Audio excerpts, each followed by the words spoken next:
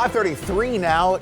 Tomorrow night is the big night. Vice President Kamala Harris and former President Donald Trump are set to face off in the first and at this point only presidential debate of this election. There has been a lot of lead up to this. Harris is in Pittsburgh preparing with a team of advisors, and Trump has been sharpening his attacks on the opponent on the campaign trail. Over the weekend, the Harris-Walz campaign unveiled its policy webpage outlining proposals on key issues like the economy, crime, and immigration. Just in time for Tuesday's high-stakes debate against former President Trump. While campaigning in Wisconsin Saturday, the former president hurled insults at the vice president and President Joe Biden. On social media, Trump also falsely claimed there was rampant cheating in the 2020 election and that there could be more in 2024, writing, "When I win, those people that cheated will be prosecuted, which will include long-term prison sentences." The latest CBS News Battleground poll shows razor-thin margins between the two candidates in Wisconsin as well as Pennsylvania and Michigan.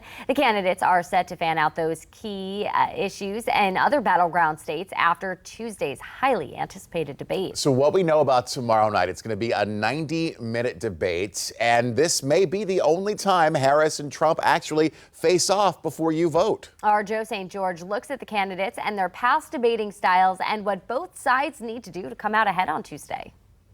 Potentially the biggest event between now and Election Day is nearly here. Tuesday's presidential debate will be Trump's 7th general election debate. It will be Harris's first. And with this being the only debate scheduled as of now between the two candidates, it may be the last opportunity for American voters to compare and contrast the two candidates and their governing styles. Trump and Harris have never actually met. That changes Tuesday when both stand next to each other on a Philadelphia debate stage. While this is Harris's first general election presidential debate, it's far from her first high-profile event. In the past, she has not been afraid to engage opponents or those testifying before her. Mr. Vice President, I'm speaking. I'm speaking. Yes or no?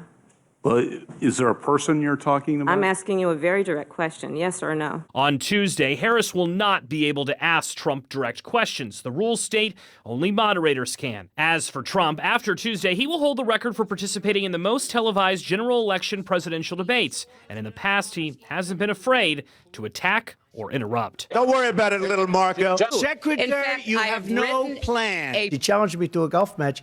He can't hit a ball 50 yards. Interruptions are expected to be minimal Tuesday because microphones will be muted when the other candidate is talking, like the CNN debate in June. Former Trump advisor Hogan Gidley says expect Trump to attack Harris on her campaign pledges. She can't avoid reality, and that she's been the vice president of the United States for 4 years. So anytime she speaks in the future, I promise I will. On day one, we will. You are the vice president now. Gidley says Trump's preparations have included campaign events and peppering staff with questions behind the scenes. Harris's preparation has been more traditional, hunkering down with aides in Pittsburgh the last few days. Jarvis Stewart is a Democratic strategist close to the Harris campaign. She's ready.